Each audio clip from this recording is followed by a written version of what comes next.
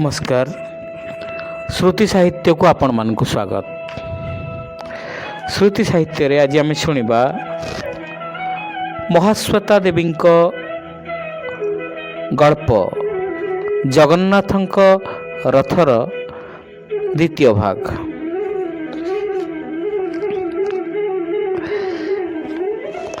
यही गल्पटी को अनुवाद करिसेंती ओडिशार प्रख्यात लेखिका नंदिनी शतपथी। आसंतु शुणिबा जगन्नाथଙ୍କ रथर द्वितीय भाग।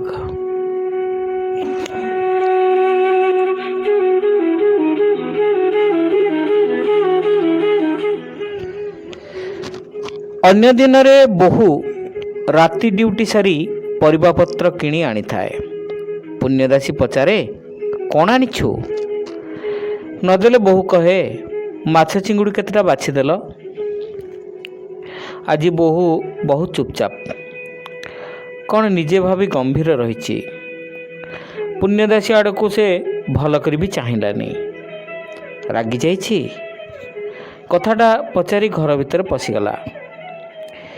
एथर पुण्यदासी धीरे धीरे मागनदास पाखक गला। मागनदास जेमती गोटे पर गोटे व्यवसाय बहु उत्साह करुला, यही क्षणी सेमती उत्साह भिक मागिबाकू जाए। से कहे काम हेउछि लक्ष्मी, सेटा को जी भल पाएनी ता जीवन रे सुख हुएनी। जेमती उत्साह से दिने हल बलद धरी बाहरुला, सेमती उत्साह से बाउल हेबाकू भी जाइथिला।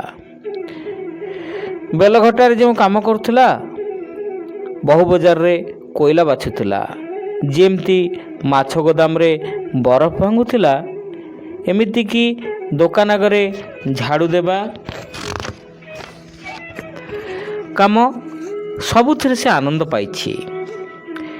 एई खणी भिक्षा करबा को गला बेले ता मुह आखिरे भी सेई भली आनंद फुटी उठे। छोटिया धोती, पादरे कना जोता, हाथरे कना झुली, सूर्यंक आड़ को मुह करी बसी बसी अधर्च्य हो जाउतला। पुण्यदासी को देखी सांगे सांगे कहला, डेरी हो गला, आज आउ कृष्णनगर लोकाल पाइबानी। सबु लाइन रे बिस्तर ठेला ठेली। मोर जगाटी किए माड़ी बसथिबो? जगन्नाथ। पुण्यदासी एई खणी स्वामीर मुह को भल कर चाहिला। हठात तार मन पड़ा सावित्री व्रत कथार से शुणीथिला जो अह्य स्त्री सबुदिन स्वामीर मुह देखे से कुआड़े पुण्यवती। क्यों कालू पुण्यदासी मागनदासर मुह देखि देखि आसुची। हुए तो पुण्य होइछि। एई क्षणी किंतु से भाग्यरु भगवान ताकू वंचित कले। बिचारी दीर्घ निश्वास पकाइला। जल्दी जल्दी चल, मागनदास टिके विरक्त होई कहला। भिक्षा मागिबा बेले भी तार गोटे मुरबी पुणिया रही थाए। मुरबी जेमती धराबंधा दुकान रे जिनस किणे, चलाबुलारे जेमती गोटे ढंग अनुसरण करे, मागनदास भी सेमती गोटे गोटे जगार बसे। लोकाल गाड़ी रे तार किछि धराबंधा पैसेंजर अछंती। से ठेलाठेली करनी, दुख कष्टर भयंकर कथा सब कही करुणा भिक्षा करेनी। स्मित मुखरे बसी थाए। तेबे भी अनेक लोकंकर एते दिन भीतर भी गोटे विश्वास हो जाइछि, एमिति कि पुलिस कनेस्टेबल भी मागनदास लोकटार मुह देखि गले दिनटा शुभरे कटे बोली भाबंती। मागनदास को सियालदा स्टेशन सामने ठिया कराई देई अभ्यास अनुसार पुण्यदासी कहला, वर्षा हेले ऊपर को उठी जीव। तापर पुणी कौन मन पड़ जाबार कहला, थलीटा चिराचिरी करी आनिन तो मु आउ नीति नीति सिलाई करि परिबिनी। से दिन किए जणे धपकिरी गोटे ताଳ पकई देइथिला। के जानी सेइथिरे जदी छिंडी जाइथिबो। तो माने दियंती तेल कहीं दियंतीनी? बिना तेल रे कौन ताଳ बरा हुए? बाँपट फुटपाथ धरी ମନ୍ଥର ଗତିରେ ପୁଣ୍ୟ ଚାଲିବାକୁ ଲାଗିଲା। ତା ମୁହଁ କଥାଟି ସୁନ୍ଦର। ହାତରେ ପିତ୍ତଳ ଫୁଲ ଚାଙ୍ଗୁଡ଼ିରେ 2-4ଟି ଫୁଲ ବେଲପତ୍ର। ଗୋଟିଏ ଛୋଟ ଢାଳରେ ଗଙ୍ଗା ଜଳ ସେ ଧରିଛି। ସେ କହି କହି ଚାଲିଛି, ଯେଉଁମାନେ ଏତେ କଷ୍ଟ କରି ଦୋକାନ କରିଛନ୍ତି, ଠାକୁରେ ସେମାନଙ୍କର ଭଲ ହେଉ। ଯେଉଁମାନେ ଯାହା ସବୁ ଆଶା କରି ତୁମ ଆସ୍ଥାନକୁ ଯାଉଛନ୍ତି, ସେମାନଙ୍କର ଆଶା ପୂର୍ଣ୍ଣ କର। ଠାକୁରେ ସଂସାରରେ ସମସ୍ତଙ୍କର ମଙ୍ଗଳ କର। ଏହି କଥାଟି ପାଇଁ ଦୋକାନୀମାନେ ତାକୁ ଭଲ ଦୃଷ୍ଟିରେ ଦେଖନ୍ତି। ପ୍ରାୟ ସମସ୍ତେ ଗୋଟିଏ ଲେଖାଏଁ ପଇସା ଦିଅନ୍ତି। ରଥ ବେଳେ ରୋଜଗାରଟି ଆଉ ଟିକେ ବଢ଼ିଯାଏ। ଏଥର କ'ଣ ଭାବିଛ ଠାକୁରେ? ତୁମ ରଥ ସମସ୍ତେ ଦେଖିବେ, ଖାଲି ମୋର ଆଖି କାଢ଼ି ନେଲ? ବାଟରେ ଚାଲୁ ଚାଲୁ ପଇସା ନେଉ ନେଉ ସେ କହୁଥିଲା। ଆଶ୍ଚର୍ଯ୍ୟର କଥା, ଭଗବାନଙ୍କ ମନରେ କ'ଣ ଅଛି କିଏ ଜାଣେ? କାହିଁକି ନା ଆଜି ରାତିରେ ବିଛଣାରେ ଶୋଇ ଶୋଇ ସେହି ଜଗନ୍ନାଥଙ୍କ ରଥ କଥା ହିଁ ମାଗନ୍ଦାସ ଉଠେଇଲା। ଅନେକ ଦିନ ପରେ ହଳଧରି ଆସିଥିଲା, ଜାଣିଛୁ? କିଏ? ହଳଧାରୀ ଭୂଇଁମାଳି, ମନେ ନାହିଁ? ସେଇ ମ, ଯାହା ବାପ ମହେଶ ରଥ ଚକତଳେ ମରିଥିଲା। କାହିଁକି ମରିଥିଲା କହିଲ? କାହିଁକି ଆଉ? ରୋଗ ଜ୍ୱାଳାରେ, ପେଟ ମରାରେ ପାଗଳ ହୋଇଯାଇଥିଲା। ତା ଛଡ଼ା ତାରକେଶ୍ୱରଙ୍କୁ ପୂଜା ଦେଇ ବି କିଛି ହେଲାନି। ଶେଷକୁ ଦୋକାନ କରିବ ବୋଲି ମହେଶ ଆସି ରଥ ତଳେ ପଡ଼ି ମଲା। ମାଲୋ, ଟିକିଏ ଭୟ ହେଲା ନାହିଁ? ଆଉ ଭୟ? ରଥ ତଳେ ଯିଏ ମରେ, ତାକୁ ସେଇ ଦିନର ସବୁଯାକ ପୁଣ୍ୟ ମିଳିଥାଏ। ତମକୁ କହିଛି? ସେତେବେଳେ ଦେବତାଙ୍କର ମାହାତ୍ମ୍ୟ ଥିଲା ପରା। ହଁ ହେ, ଲୋକମାନେ କାହିଁକି ତେବେ କହନ୍ତି ରଥ ତଳକୁ ଡେଇଁ ପଡ଼ିଲେ ପୁଲିସ ଧରି ନେଇଯାଏ? ଧରି ନେଲେ କ'ଣଟା ଭାସିଗଲା? କିଛି ତ ଅନ୍ୟାୟ କରୁନି, ତାହେଲେ କାହିଁକି ଧରି ନିଅନ୍ତି? ସେ କଥାର ଜବାବ ନ ଦେଇ ମାଗନ୍ଦାସ କହିଲା, ଏଇ ପୁଣ୍ୟରୁ ବଞ୍ଚିତ କରିବାର କାହାର ଜୁ ନାହିଁ। ସେଇଥିପାଇଁ ତ ଆଗରୁ ଜଗନ୍ନାଥଙ୍କ ରଥ ତଳେ ସବୁବେଳେ ସବୁ ବର୍ଷ ମଣିଷ ମରୁଥିଲେ। ମଣିଷ ମରୁଥିଲେ? କେତେ କେତେ ଲୋକ। ଭାରିଜା ପାଖରେ ସବଜାନତା ଦେଖେଇ ହେଇ ମିଛରେ ବଡ଼ କଥା କହିବାର ଅଭ୍ୟାସ ମାଗନ୍ଦାସର ଏବେ ବି ଅଛି। କଣା କୁଜା ରୋଗୀ ଭୋଗୀ ସମସ୍ତେ ଯାଉଥିଲେ। ଭାବିଲା କ୍ଷଣି ପୁଣ୍ୟଦାସୀର ଛାତି ଥରି ଉଠିଲା। ରଥ ଚକ ତଳେ ପଡ଼ିଲେ ବି ମରିବେ, ନ ପଡ଼ିଲେ ବି ଲକ୍ଷ ଲକ୍ଷ ଲୋକଙ୍କ ପାଦଚାପାରେ ପଡ଼ି ପେଶି ହେଇଯିବେ। ଏଥର ଜଗନ୍ନାଥଙ୍କ ମନରେ କ'ଣ ଅଛି କିଏ ଜାଣେ? କଡ଼ ଲେଉଟାଇ ପୁଣ୍ୟଦାସୀ ଆକାଶ ଆଡ଼କୁ ଚାହିଁଲା। ନିଦରେ ସେ ଯେମିତି ମୂକ ହୋଇଯାଏ, ସେମିତି ଚାହିଁଥିବା ବେଳେ ଛାତିରେ ଚିନ୍ତା ମାଡ଼ି ବସେ। ଅନ୍ନ ଚିନ୍ତା, ବସ୍ତ୍ର ଚିନ୍ତା, ସେଥିରେ ପୁଣି ଆଖିର ଚିନ୍ତା ଦେଲ ଭଗବାନ, ସେ ମନେ ମନେ କହିଲା। ଝରକା ବାଟେ ସେ ଯଦି ଆକାଶଟା ଦେଖିପାରିବ, ତେବେ ଜାଣିବ ଯେ ଆଖିଟା ତାର ନିହାତି ଖରାପ ହୋଇଯାଏନି। ଇଏ ଖାଲି ତାର ମନର ବିଭ୍ରମ। ଚାହିଁଦେଇ ସେ ଚମକି ପଡ଼ିଲା। ଚାରିକଣିଆ ଛୋଟ ଆକାଶଟି ଭିତରେ ଦେଖାଯାଉଛି ରଥର ଚୂଡ଼ା ଆଉ ଜଗନ୍ନାଥଙ୍କ ରଥ। ମେଳା ପାଇଁ ଦୋକାନୀମାନେ ଆଗରୁ ଘର ତୋଳିବେ ବୋଲି ଯେମିତି ଭିଡ଼ କରନ୍ତି, ଭିକାରୀମାନଙ୍କର ବି ସେମିତି ଭିଡ଼। ତାରକେଶ୍ୱରର ନୂଳକୁ ଦେଖି ପୁଣ୍ୟଦାସ କହିଲା, ଇଏ କିଭଳିଆ ଭକ୍ତ ମ, ବର୍ଷ ସାରା ବାବାଙ୍କ ଚରଣରେ ପଡ଼ିଥିବ, ରଥ ବେଳେ କଲିକତାରେ। ନୂଳ ହସିକିରି କହିଲା, ନ ଆସିଲେ ତମ ସାଙ୍ଗରେ କେମିତି ଦେଖା ହୁଅନ୍ତା ମାଉସୀ? ଏମାନେ ସମସ୍ତେ ଜାତିରେ ଭିକାରୀ। ଗୃହସ୍ଥ ଥିଲେ ଭିକାରୀ ହେଇଛନ୍ତି। ମଇଳା କୋଢ଼ିଆ, କାହାର ମା ମରିଛି, କାହାର ସ୍ୱାମୀ ଛାଡ଼ି ପଳାଇଛି, କାହାର ପୁଅ ଯକ୍ଷ୍ମା ରୋଗ ଭୋଗୁଛି। ଏମାନଙ୍କ ସାଙ୍ଗରେ ସେମାନଙ୍କ କଥାବାର୍ତ୍ତା ହୁଏନି। ଗୃହସ୍ଥ ଘରର ବୋହୂ ଝିଅ ମାଇଚିଆମାନଙ୍କୁ ଦେଖିଲେ ଯେମିତି ହୁଅନ୍ତି, ପୁଣ୍ୟଦାସୀ ହେରିକା ସେମାନଙ୍କ ନିର୍ଲଜ୍ଜତା ଦେଖି ସେମିତି ଲଜ୍ଜା ପାଆନ୍ତି। ପୁଣ୍ୟଦାସୀ ହେରିକାଙ୍କ ସଂସାର ଅଲଗା, ଅନାଥ ଆତୁରମାନଙ୍କ ସଂସାର।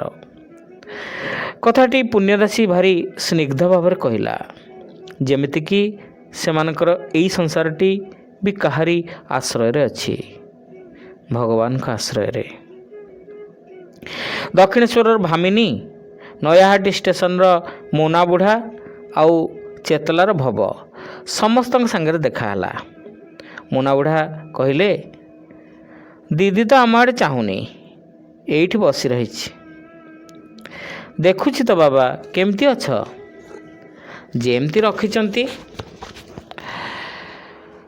ତାପରେ ଚାରିଆଡ଼କୁ ଚାହିଁ ମୁହଁ ବୁଲେଇ ପବନର ଗନ୍ଧ ବାରି ମୁନା ବୁଢ଼ା କହିଲେ, ଏଥର ରଥଟା ଜମଜମାଟ ହେବ। ତମ ଦେଶ ପରି କ'ଣ ଆଉ ହେବ ବାବା? ମୁନା ବୁଢ଼ା ଗୋଟେ ସମୟରେ ଓଡ଼ିଆ ଥିଲେ। ସେ କଥାଟି ତାଙ୍କର ମନେ ପଡ଼େନି। ସେ ହସି ହସି କହିଲେ, ଯେଉଁଠି ଯେତେବେଳେ ଥାଏ ସେଇଟା ମୋର ଦେଶ, ଏଇକ୍ଷଣି ଶିଆଲଦା। ଯାଉ ଯାଉ ପୁଣ୍ୟଦାସୀ କହିଲା, ଚଡ଼କଡ଼ାଙ୍ଗାର ଜୟ ହେଉ ବୋଲି ଯେ କହେ, ସେ ପିଲାଟି କେଉଁଠି? ଏଥର ତ ତା ପାଟି ଶୁଭୁନି। ଭବ କହିଲା, ସେ ଆଉ ନାହିଁ। ଦୁର୍ଗା ଶ୍ରୀହରି। ଅଭ୍ୟାସ ଅନୁସାରେ ପୁଣ୍ୟଦାସୀ କହିଦେଇ ଆଗେଇ ଗଲା। ତୀର୍ଥରେ ଯେମିତି ହୁଏ ଏଠି ବି ସେମିତି ସେମାନେ ସୁଖ ଦୁଃଖ ହୋଇଥାନ୍ତି। ତା ବୋଲି କ'ଣ ମରିଗଲେ ଦୁଃଖ ନାହିଁ?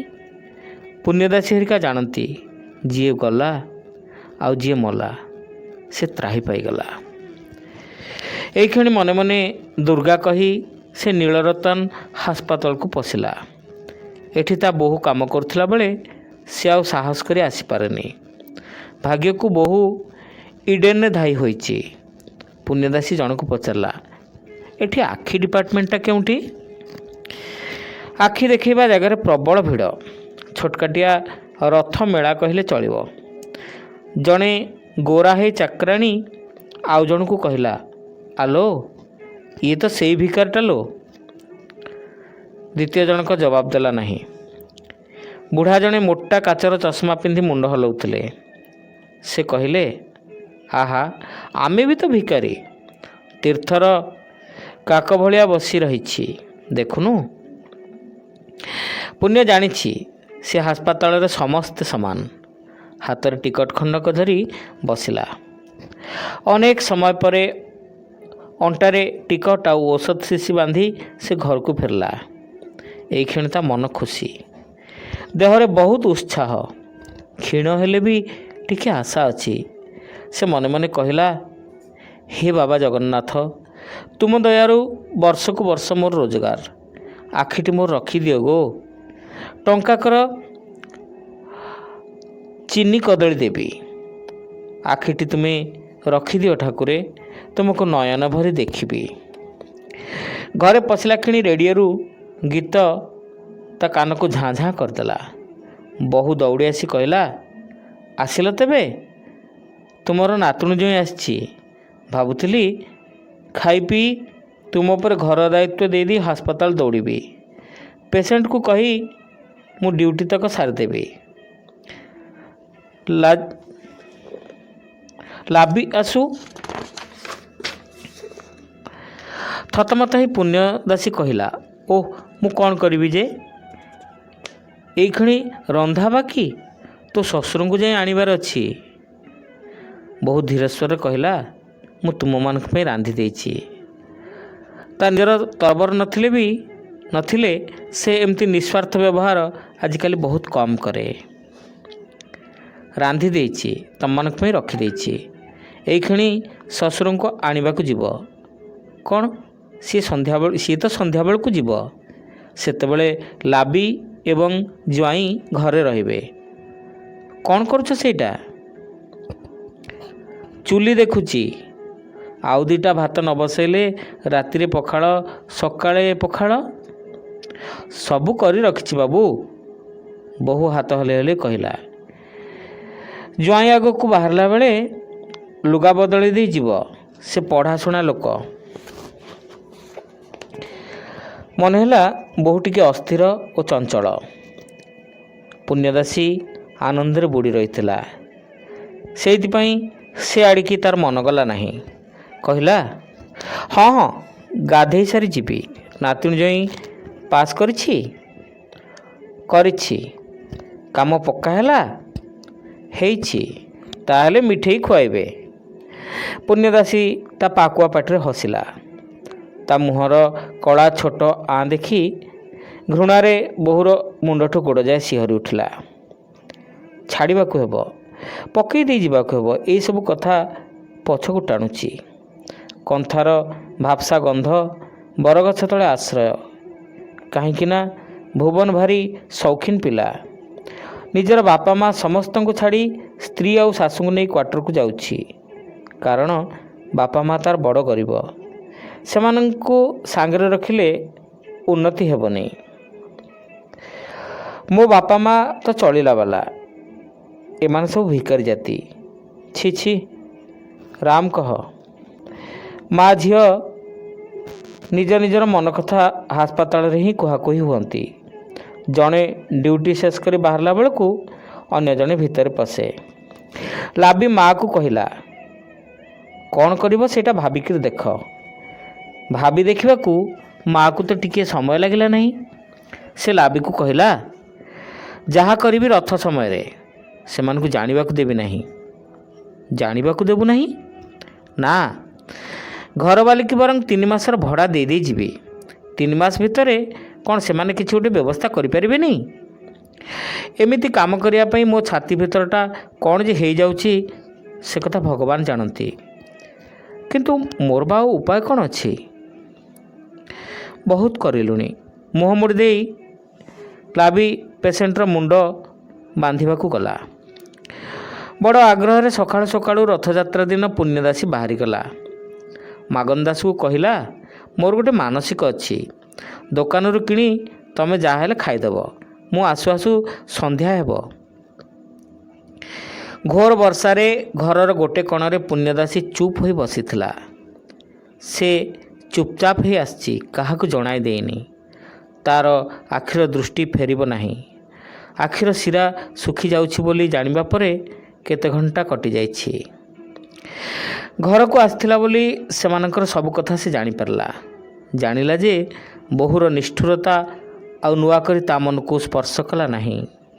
ଭଗବାନଙ୍କ ନିଷ୍ଠୁରତାରୁ ତ ତା ଆଖି ଦୁଇଟି ଯାଉଛି, ବୋହୂର ନିଷ୍ଠୁରତାରୁ ତାର ଆଶ୍ରୟ ଟିକକ ବି ଯିବ।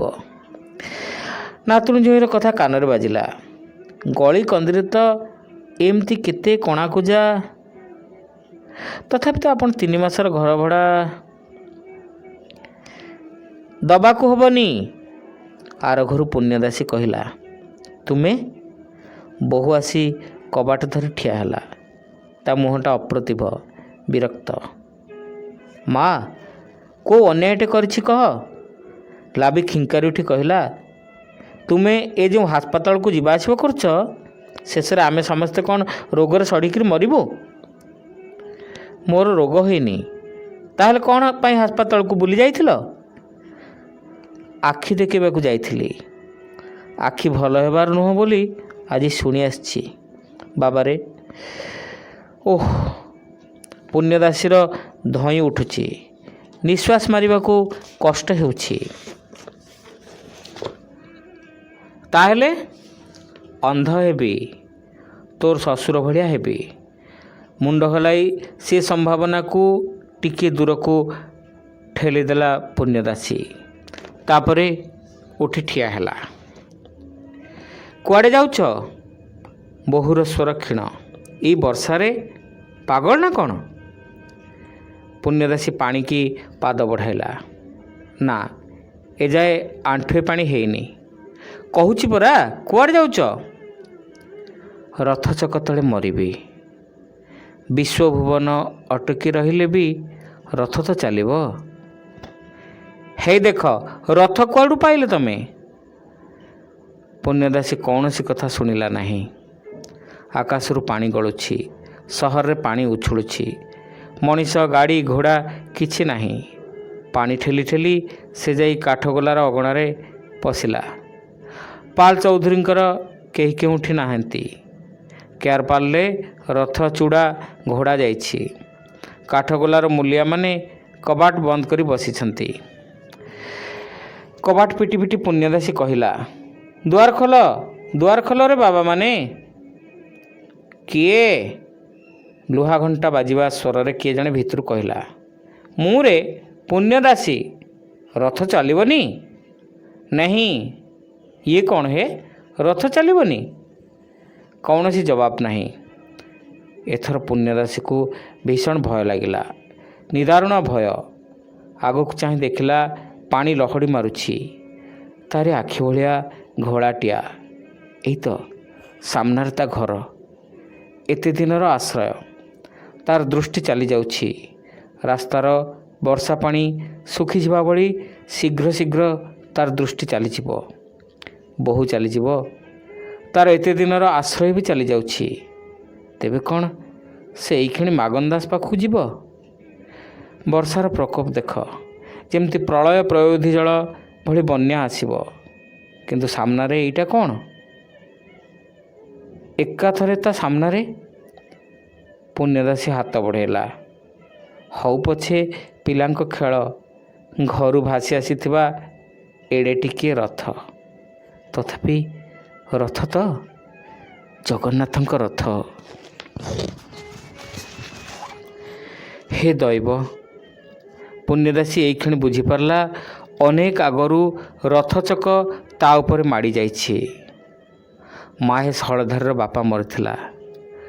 ତା ଆଗରୁ କୁଆଡ଼େ ରଥଚକ ତଳେ କେତେ କେତେ, କିନ୍ତୁ ତାକୁ ହିଁ ପ୍ରଥମେ ମାଡ଼ି ଯାଇଥିଲା।